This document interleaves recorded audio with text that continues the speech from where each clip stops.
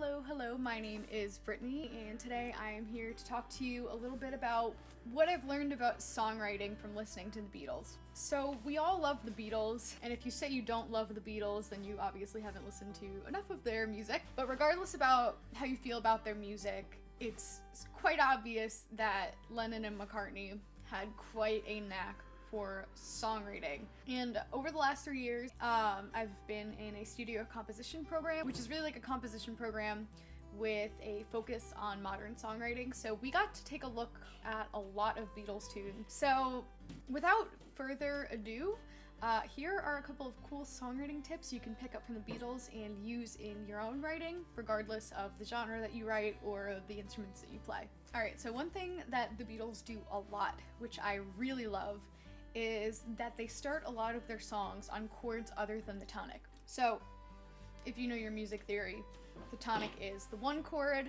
or the chord that you would name the key after. So if you're in the key of C, C is the tonic. If you're in the key of F, F is the tonic. And as a songwriter, I find that it's really easy to start a song out by playing the tonic chord. Like, it's just my first instinct always, and I think it's because so much of popular music starts on the one chord, and I feel like a lot of it, if it doesn't start on the one chord, it always starts on the five, so it's already kind of establishing that 1-5 relationship within the key and really kind of making you feel stable within that key. But there are a lot of examples of Beatles songs which don't start on the tonic. Maybe they start on the 2 or the 4. And off the top of my head, I can think of a few examples. One of them is Eleanor Rigby. Now, this song mainly centers around C and E minor, but it starts on C. So the song really cycles around the two chords, C and E minor. And to me, it sounds like the song is in E. So the song actually starts out on that C major chord, which is the flat 6 major chord in the key of E minor. So to me, this song, when it starts, and maybe it has to do a little bit with the vocal melody too, but it starts on such a lift, such a high point, and then it kind of drops down, and then you're like, oh, okay, this is where we are. I think like starting in a chord that isn't the tonic really starts you off in an uncertain place for the listener. The listener is confused and not comfortable in a key yet because you're starting in a place that they're unfamiliar with. And then when you go on in the song to establish a key, it's really satisfying. So that's one of my favorite tips that they do. They do it in a couple of songs. They also start out on a 2 chord on Hello Goodbye. It starts on D minor and it's in the key of C. And yeah. So another one of my favorite songwriting tricks that the Beatles used a ton is lyrical repetition. But not just like standard lyrical repetition of a chorus. They really were very clever in finding ways to sneak more hook material into their songs. An example that I can think of off the top of my head is Here Comes the Sun. So if you know the song, you know that not only do they have the chorus, Here Comes the Sun, doo-doo-doo-doo, they also start every verse line off with Little Darlin', blank. This helps to make the song even catchier, and they do things like this a lot that I've noticed. Another example is While My Guitar Gently Weeps. Not only do they have that hook, While My Guitar Gently Weeps, they also start out each phrase of the verse in a similar way. So if you know the song, you'll know that each line starts out, I look blank. So I look at you all, see the love. I look at the floor, and I see it needs sweeping.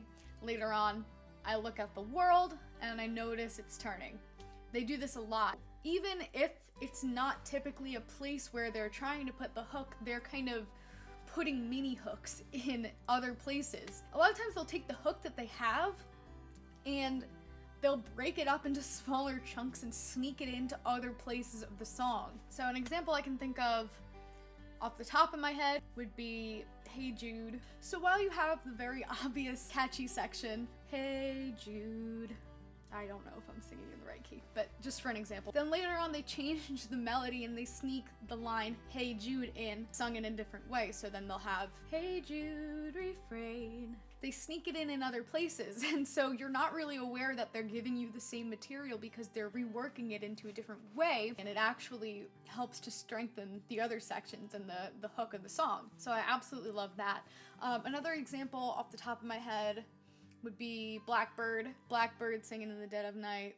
Take these broken blank, and then take these sunken. All of the lyrical repetition makes these songs stick with you even more. So this is where I really feel like they had it down to a science. They were just incredible artists. And that is one technique they use that I think is really effective in your own songwriting. No matter what genre you write in, you can work to add a little bit of extra sneaky lyrical repetition in. Okay, so another thing that I've noticed they do a lot, and this is a little bit hard to talk about because the Beatles kind of throw tonality to the wind. They play a lot of outside chords, play a lot of chords that are out of key. I read online it was something like out of the 100 and something songs they wrote, only 22 stay in key. I'll link where I found that in the description because I haven't actually analyzed every single one of their songs, although I wish I had the time to. But something that I noticed that they do a lot is replacing a chord that was previously played as minor or major, and then when they move on to a different section of the song, suddenly that chord, it has changed qualities, and it totally throws the listener off in the most awesome way. You're like, what key are we in? Because at this point the listener has already gotten through the verse and they feel like they have a pretty good grip of the chord progression and what's going on. A good example of this would be She Came In Through the Bathroom Window. This song sort of cycles back in between the chords A and D throughout the verse, and then when you get to the beginning of the chorus, or the B section, it starts out with a D minor chord. And I remember the first time I listened to that song, I was just like, whoa. And I absolutely love that because it completely threw me off of what I had perceived the key of the song to be. Because they can never just keep it the same, they always gotta switch it up, you know? Another good example would be The Fool on the Hill. Again with that, you know, D major to D minor thing. In the verse, they're playing a lot of D major, E minor over D. So we're feeling like this D major is gonna be a part of the song, right? And then you get to the chorus and suddenly it is D minor again. So this is something that's really easy to throw into your songwriting, I think, is to just take a chord that was previously major in one section and turn it into a minor chord. So I have a song that does that, that I wrote with my band, and in the verse we go back and forth between E major and G major, and then when you get to the chorus, the progression is C add 9 E minor, and then going back into the verse, we said screw it, and we just played E minor right to E major to change it. Another song that does something similar to this, but it's kind of different because I do feel like it's more of a key change in between the verse and the chorus, but While My Guitar Gently Weeps Again, which is one of my favorite songs, so I'm probably going to talk about it a ton. In the verse is very much in A minor. You know, it's got that A minor thing with that walking bass line down. And then leading into the chorus, you have that E major chord playing, or E7, I can't really remember which one it is. But then, so you play the 5, and then the chorus starts out on an A major, so you kind of modulate to the parallel major. Yeah, they do a lot of fun stuff messing around out of key. So I just mentioned that walking bass line thing that they do in While My Guitar Gently Weeps. They do a lot of walking bass lines, but in a broader sense. I really like how in a lot of songs they let these melodies within the chord progression influence the harmony of the piece. My favorite example of this is Something. It's really cool because the chord progression is really influenced by this descending line within the harmony. So the chord progression goes C major, and then that top octave C drops down and it becomes a C major 7. Then it becomes a C dominant 7, so that 7 drops down another half step, and then it resolves to F major. You know what? I'm gonna bust out my guitar for this one. I'm kind of out of tune, but I think you'll get the point. So they go, something in the way she moves attracts me like no other lover. So you can notice that kind of 7 dropping. So we've got a C, and you'll notice, and then it moves to here.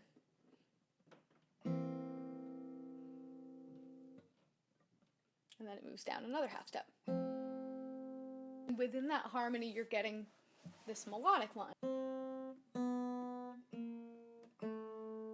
It's surprising how little chord is moving, but how much motion it sort of still seems to have. And I think this is a really cool way to write a chord progression and to make it more memorable, because you're going to have more memorable melodies weaving in and out of your song. So the last tip that I want to talk about, it's not so specific, not so music theory heavy, but it's what I like to call the lost art of the long chord progression. I feel like a lot of Beatles tunes, they take you on a journey. The verse starts out and it takes you through a whole long cycle of chords to get to the chorus. And I feel like a lot of modern popular music tends to repeat 3 or 4 chords for each section. And there's nothing wrong with that. I do it a lot. But I think that this is something cool that you could do to make a song that stands apart from the rest of your music. So, good examples of long chord progressions. I'd say The Fool on the Hill. I know that the chord progression repeats for the first 2 lines, but then it kind of moves on through a longer chord progression, and it just makes like this bigger section that's repeated. Also, Yesterday has a pretty long verse progression without too much repeating. I mean, they use a couple of the same chords, but they use them in different ways. And I just don't see a lot of people writing chord progressions like this. And so I think that this might be a cool thing that you can bring into your own songwriting, again, regardless of genre, that will add a lot of harmonic interest to your piece. You know, it makes it less predictable. Not everything has to be unpredictable, not everything has to sound different, but if you get stuck on a song, I think that these are some cool tips that you can try to maybe write something that you wouldn't normally write, you know, and have a little bit of variety within your songwriting. I hope you guys enjoyed this video. It's quite different for me. I usually just make covers. I wanted to do something a little more chit-chatty and relaxed, laid back. So please let me know if you liked this style of video. If you have any requests, I would love to do them. I would love to make maybe this into a series where I talk about different artists, because to me, figuring out why I like something is super exciting and interesting. So please let me know, and I hope you have a wonderful rest of your day. Thanks for watching, and I will see you soon.